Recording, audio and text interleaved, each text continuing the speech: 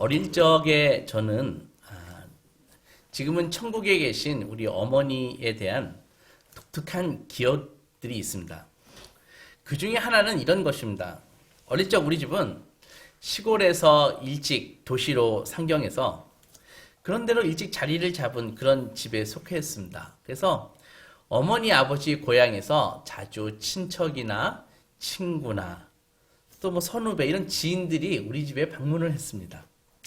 대부분 저는 모르는 사람들이었고 학교 갔다가 집에 오면은 처음 보는 농사 짓다가 피부가 검게 그을린 분들이 집에 와 계시는 경우가 종종 있었습니다. 며칠씩 묵기도 하고 그러셨죠. 그런데 그런 분들이 집에 방문할 때 아주 독특한 일이 벌어집니다. 때때로.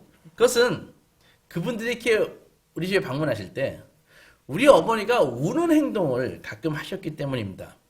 혼자 우시는 경우는 거의 없고 고향 후배라도 언니 하고 부르고 이렇게 들어오시면은 아이고 누구야 하면서 서로 부둥켜 안고 한참을 소리내어 우시는 것입니다. 보고 있는 어린 저는 좀 당황스러웠죠. 그런데 듣다 보면 이렇게 우시는데 그 울음이 통곡이라고 느껴지지 않고 약간의 운율이 있는 노래처럼 들렸습니다. 그래서 부둥켜 안고 이렇게 우는데 그 하나 된 허그도 율동감이 좀 있는 거예요. 그래서 있어서 마치 저게 춤처럼 보이는 것이죠. 그래서 그 모습을 처음 봤을 때 처음에 당황스러웠습니다. 또 어른이 울다니. 아이들이 우는 모습은 맨날 보지만 어른이 우는 모습은 별로 보지 못했고 그 다음에 느낀 점은 두 사람이 소리를 내어 부둥켜 우는데 그리고 한동안 눈물이 흘리는데 마치 그 몸짓이 춤같이 느껴진다는 것입니다. 그래서 하나 되어 이렇게 흔들리는데 이렇게 율동이 있어요. 그래서 그 울음도 마치 노래처럼 들리는 것이죠. 그래서 저게 우는 건지 아니면은 저게 노래 부르면서 춤을 추는 것인지 약간 헷갈리는 것이죠. 그리고 그 한참 동안에 이게 세레모니가 끝나면은 오랜만에 만난 그분은 정말 요즘 말로 완전히 힐링이 되어 있었습니다. 그래서 이게 뭐지? 어린 저로서는 처음에 당황스러움으로 시작해서 호기심으로 끝나는 그런 기억이 지금도 남아 있습니다. 두 분이 슬퍼서 울었을 텐데 그 끝은 마음이 다 힐링이 되어 반가운 고향의 언니 동생이 돼서 수박을 우걱우걱 드시면서 다소 이렇게 풍만하신 그분이 언니 나 살쪘지? 아니야 딱 보기 좋아 이렇게 웃음이 넘치는 수다스러운 시간을 보내고 있는 것이 아닙니까?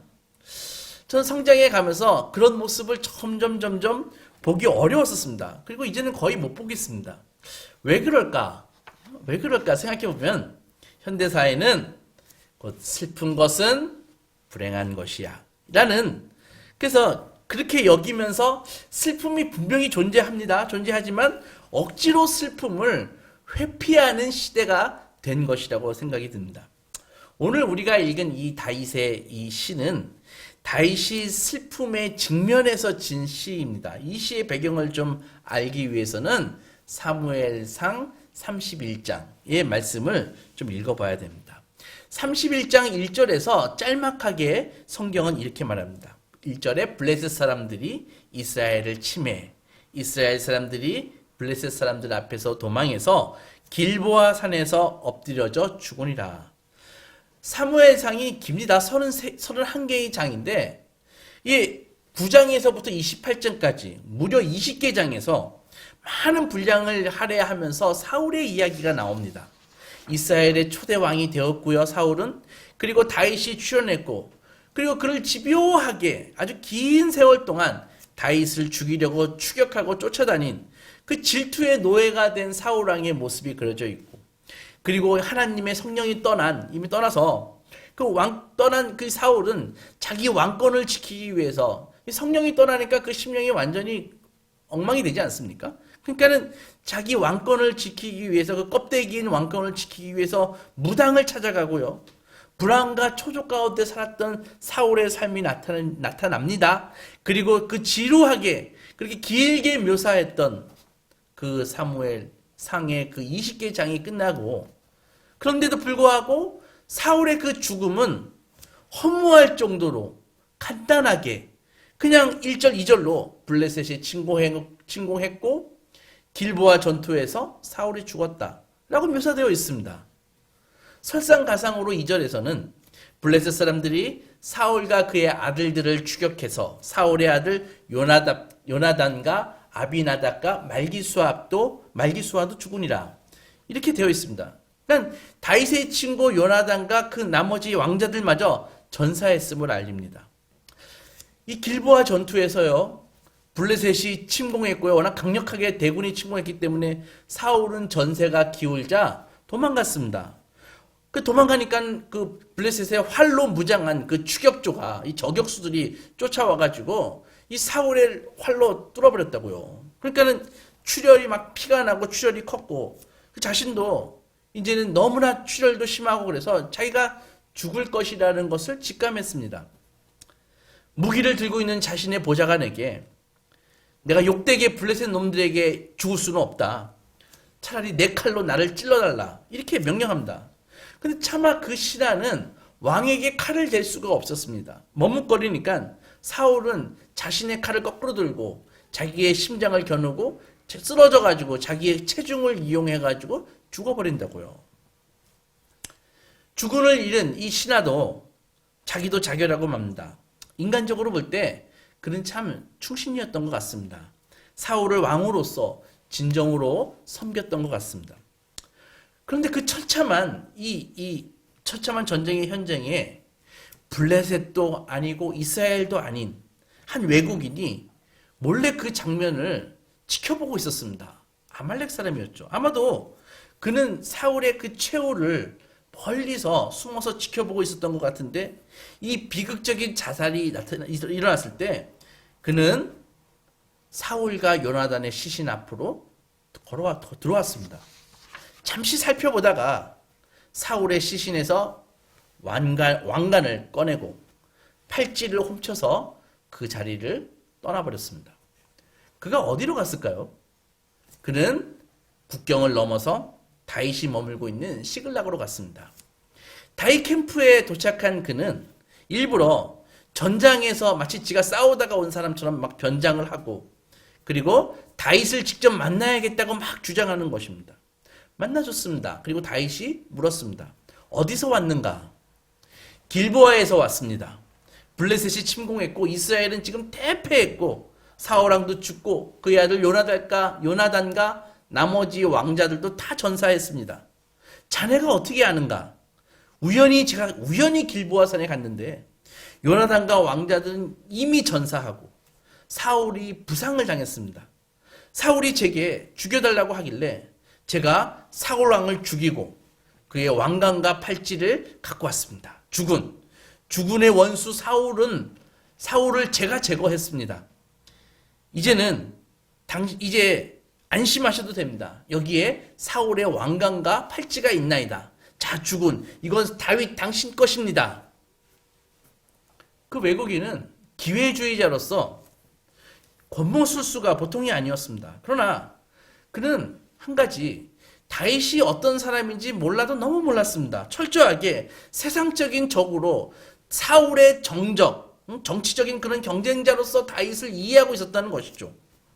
정치 역학을 생각할 때 이스라엘의 영웅인 다윗, 그의 정적인 사울왕을 자기가 제거했으니까 이제 큰 자리라도 한번 얻어볼 생각으로 그는 이런 행동을 했습니다. 그런데 무슨 일인지 뜻밖에도 그 소식을 듣고 다윗은 통곡하며 오열하기 시작합니다. 저녁 때까지 금식하죠. 슬픔에 옷을 찢으며 울기 시작합니다. 그 밤에 다윗은 밤중에 그 사람을 다시 불렀습니다. 너는 어디 사람이니? 아말렉 사람입니다. 네가 어찌하여 여호와의 기름 부음 받은 자 죽이기를 두려워하지 아니하였느냐 하면서 자기의 부관들을 불러서 저 인간을 죽여라 이렇게 해가지고 그의 죄를 물어서 처형해 버렸습니다. 그리고 그 슬픔에 다윗은 슬픔을 표현하는 시를 지었습니다. 그리고 그 시가 오늘 우리 같이 읽은 본문이 바로 그 시인 것입니다. 다윗이 비탄에 젖었습니다. 사랑했기 때문입니다. 다윗이 비탄에 젖었습니다. 왜냐하면 다윗은 죽음이라는 그 사실에 주의를 기울일 만큼 마음이 있었고요. 능력이 있었기 때문입니다. 여러분들 삶을 완전히 누리기 위해서는 죽음과 완전히 대면할 수 있어야 됩니다. 지난번에도 말씀드렸듯이 현대인은 죽음을 두려워하면서 외면하고 삽니다. 피치 못할 경우가 아니라면 죽음을 되도록이면 기피하고 살고 있습니다. 그러기에 우리는 사실은 우리의 죽음을 기피하기에 우리의 삶도 온전히 누리지 못하고 사는 것이죠. 열정적인 삶을 살았던 다윗은 또한 아주 격정적으로 비탄에 졌습니다. 동전의 양면과 같이 열정과 비탄은 같은 것입니다. 삶을 존중하기에 그는 비탄에 빠져들었습니다. 다윗의 삶을 생각해 보십시오. 그의 삶은 상실과 절망과 실망과 이런 것들로 점철된 사망의 음침한 골짜기를 계속 걷는 그런 인생이었다고요. 사울의 칼끝을 피해서 계속 도망자의 삶을 사는 그런 인생을 살았습니다. 그러나 그는 그 어떤 고난을요, 회피하거나 부인하거나 가볍게 여기지 않았습니다. 그는 모든 고난에 대해서, 어려움에 대해서 정면으로 대면했습니다. 숨지 않았습니다. 모든 것을 놓고 기도했죠. 따라서 다윗의 비탄은 사실은 다윗의 생명력의 표현인 것입니다. 현대사회는 어떻습니까? 하루가 빠지지 않게 뉴스 신문에서 범죄와 재앙과 기근과 자연재해, 정치적인 부정과 사회적 스캔들들을 쏟아내고 있습니다. 아주 강력하고 엽기적인 범죄일수록 우리 눈길을 주목을 끌고 언론과 SNS를 뜨겁게 달구고 있습니다.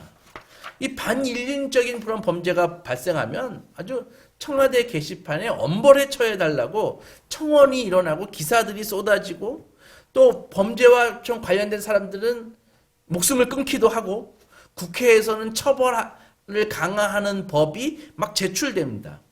그러나 이 모든 와중에서 비탄은 없습니다. 비탄의 글은 없습니다. 왜 그럴까요? 비탄이 없는 것은 이게 이 진리가 진지하게 여겨지지 않기 때문입니다.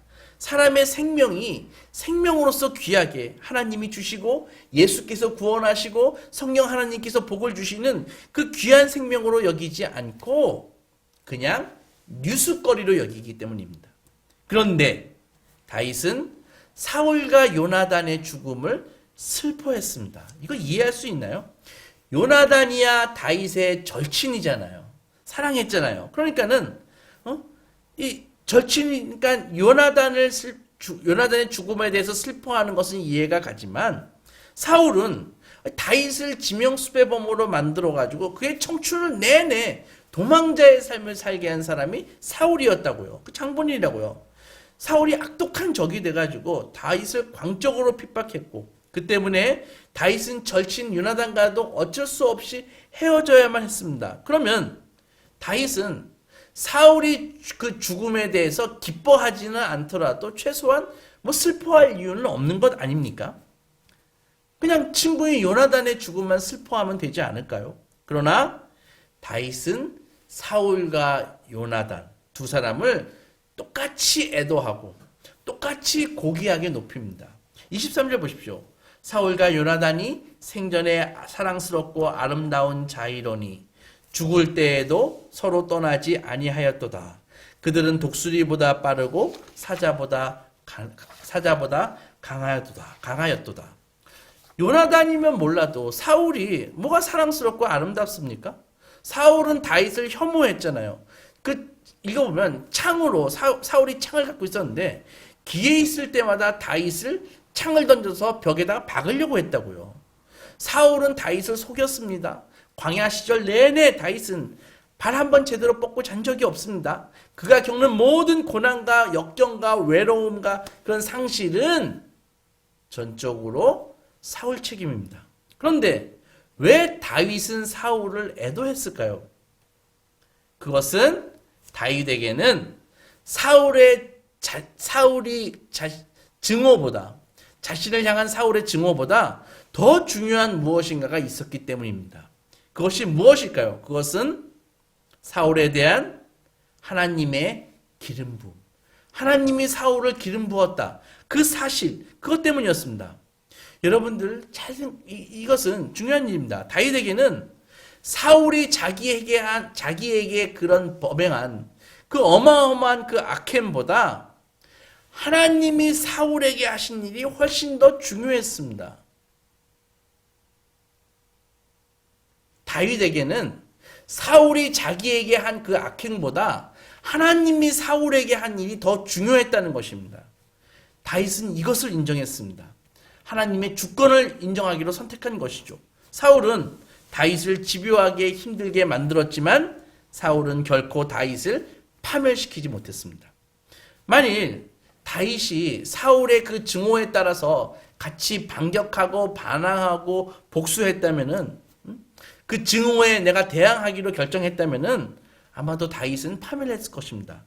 죽임을 당하지 않았을지 모르지만 그의 인생은 분명히 저주와 복수심에 의해서 제한받고 좁아지고 옹색한 삶을 살았을 것입니다.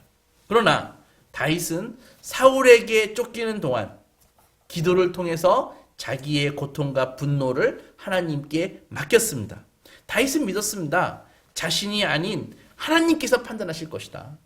여호와 하나님만이 유일한 심판자 되심을 믿었기에 그분께 모든 것을 다 맡겼습니다. 이렇게 사울의 증오는요, 다윗을 파괴하고 옹색하게 만드는 대신 오히려 다윗은 그 증오에도 불구하고 그것을 하나님의 심판에 맡기니까 크고 넉넉한 사람이 되는 그런 계기가 된 것입니다. 19절을 보겠습니다. 이스라엘아, 내 영광이 산 위에서 죽임을 당하였도다. 오라 두 용사가 엎드려졌도다. 이 일을 가드에도 알리지 말며 아스글론 거리에도 전파하지 말지어다. 블레셋 사람들의 딸들이 즐거워할까? 할례 받지 못한 사람들의 딸들이 즐거워할까? 할례 받지 못한 딸들이 개가를 부를까? 염려로다. 다윗은 사울의 아들 요나단을 사랑했습니다. 하지만 다윗은 그 사랑을 마음껏 누릴 수 없었습니다. 요나단은 아버지에 대한 충성 때문에 다윗을 따라서 광야로 쫓아가지 않았습니다. 아버지를 향한 충성이 다윗에게 대한 사랑보다 우선했기 때문입니다. 다윗도 요나단을 자기 마음의 위안을 얻기 위해서 요나단을 데리고 광야로 데려가지 않았습니다. 왜냐하면 하나님의 주권에 자신을 온전히 맡겼기 때문입니다. 그 두 친구들이 왜 그랬을까요? 그들의 우정도 서로 즐거워하는 거, 같이 있으면 즐거운 거, 이런 것보다 그 이상의 것에 기초하고 있었기 때문입니다. 다윗과 요나단의 그 우정은요, 서로 굳이 만나지 않아도, 감정을 서로 주고받지 않아도, 서로 굳건한, 서로 굳이 서로의 잠정의 필요를 채우지 않아도 됐었습니다. 그들의 우정은 바로 신앙에 기초하고 있었기 때문입니다.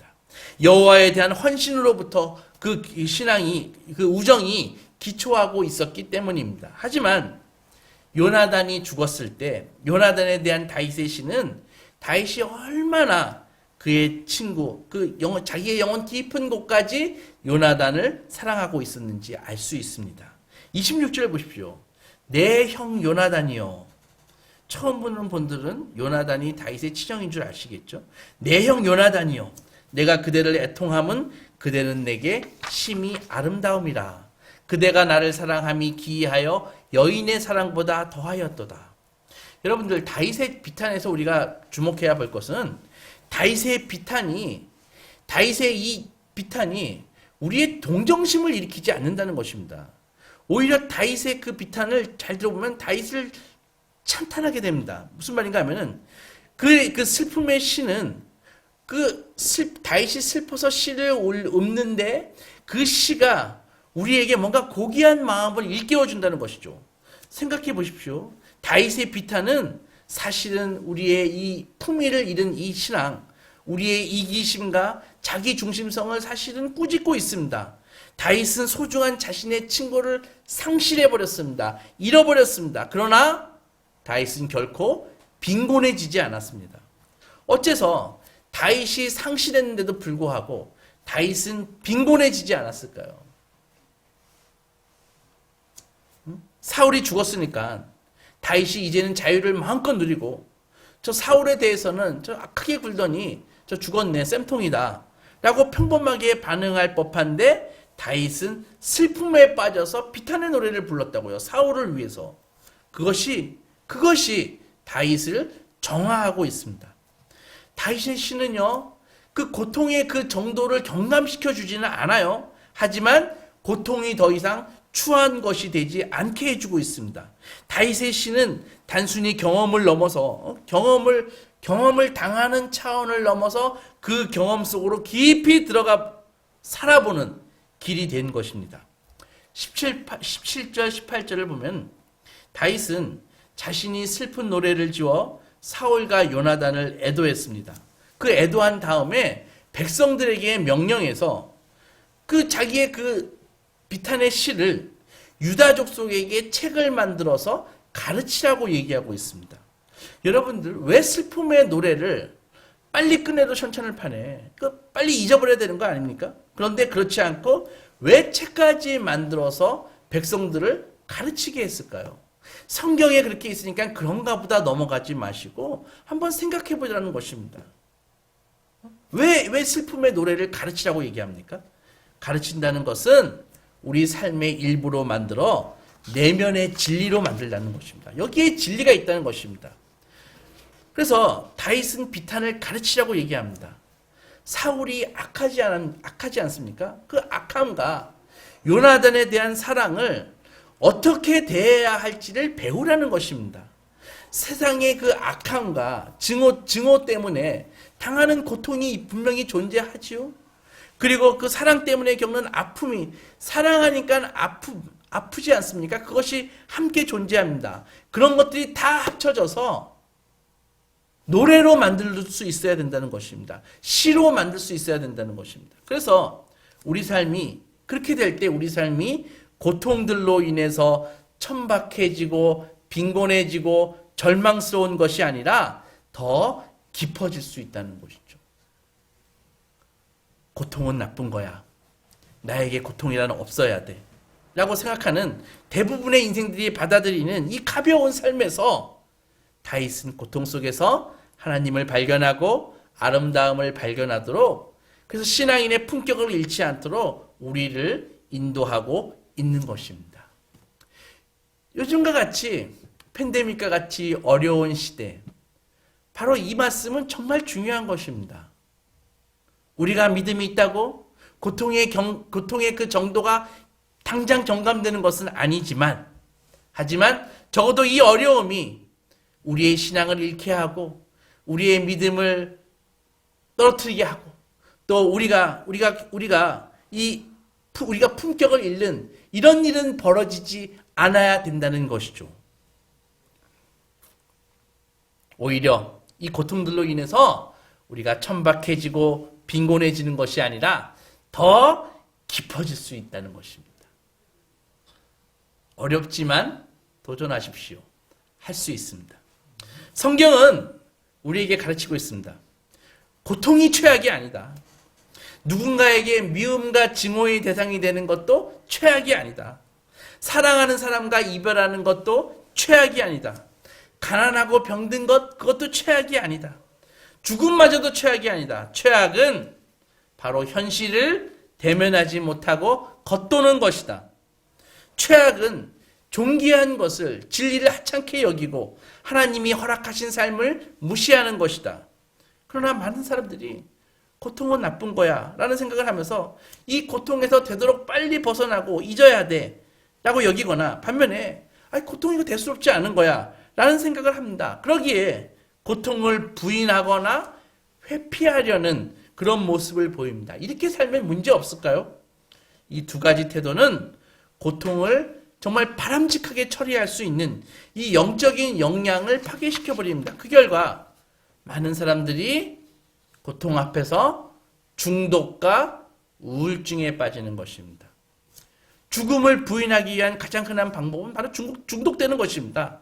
일에 중독되고 술에 중독되고 SNS에 중독되고, 사람들은 중독을 통해서 이런 인생에서 어쩔 수 없이 벌어지는 상실과 같은 인격적인 문제에 고통을 느끼지 못하도록 비인격적인 것들로 우리를 미리 채우고 자기 자신을 마취시켜 버리는 것이죠.